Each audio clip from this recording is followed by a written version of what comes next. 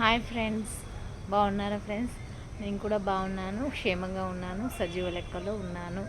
ప్రభు నన్ను సజీవ లెక్కలో ఉంచాడు. అందుని బట్టి మీ ముందుకు వచ్చాను. మీ ముందుకు వచ్చే అవకాశాన్ని కూడా ప్రభు నాకు ఇచ్చాడు. ఈ దినము క్షేమంగా భద్రపరచబడినందుకు ముందుగా ప్రభునామాన్ని గణపరుస్తున్నాను. ఆయన నామాన్ని మహిమపరుస్తున్నాను. నా తరఫు నుంచి నేనైతే, మరి మీ తరఫు నుంచి ఎవరైనా ప్రభునామాన్ని గణపరచాలి, మహిమపరచాలి అనే ఆశ ఉన్నవారు ప్రభువుని గణపరచండి.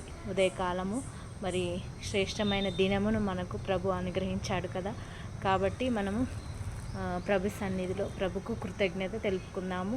ఉదయకాలం లేచిన కాంచి ఎవరైనా ప్రభు కృతజ్ఞతలు చెప్పని వారు ఉన్నట్లయితే ప్రభుకు కృతజ్ఞతలు తప్పకుండా తెలియచేయండి. దినమంతా క్షేమంగా ఉండాలని కోరుకుందాము. ముందుగా భారతి ఛానల్ చూస్తున్న మీ అందరికీ షలోం.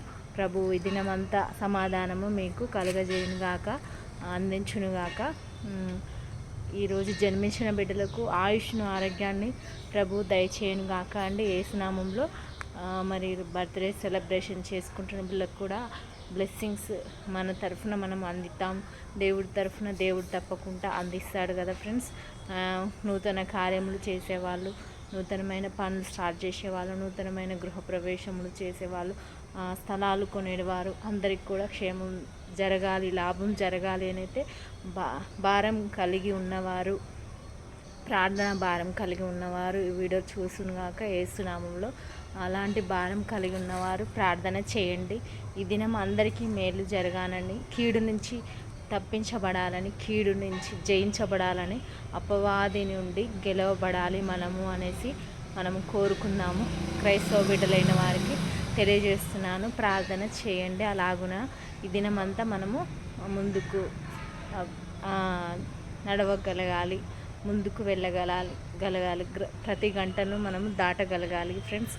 సమయాన్ని మనం ఎదిరించగలగాలి అని నేను వేడుకొంచున్నాను. నాతో పాటు ఏకీభవించే వాళ్ళు ఎంతమంది ఉన్నారో, ఎంతమంది వీడియో చూస్తున్నారో నాకైతే తెలియదు.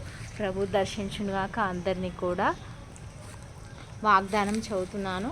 మీరు నాకు ప్రార్థన చేయుచు ఒత్తురేని, నేను మీ మనవి ఆలకింతును. మీరు నాకు ప్రార్థన చేయుచు ఒత్తురేమి, నేను నీ మనవిని ఆలకించుదును. ఇది ప్రభు నాకు ఇచ్చిన వాగ్దానం. మరి ప్రభు నాకు అనుగ్రహించిన వాగ్దానం. మీకును శ్రేష్టమైన వాగ్దానాన్ని ప్రభు అనుగ్రహించే ఉంటాడు. మరి మీకు చదవడానికి బిజీ ఉండొచ్చు, చదవండి. మా ప్రభు సన్నిధికి ఇష్టమైన పనులు చేయడానికి దినం మనం ప్రయత్నం చేద్దాము. ప్రే టాపిక్ ఇంకా మనం చెప్పలేదు, మాట్లాడుకోలేదు, చెప్తున్నాను. వెయిట్ లాస్ గురించి గుర్తొచ్చింది నాకు.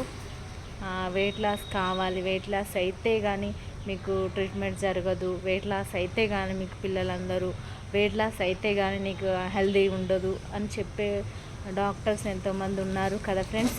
కాబట్టి మనము వెయిట్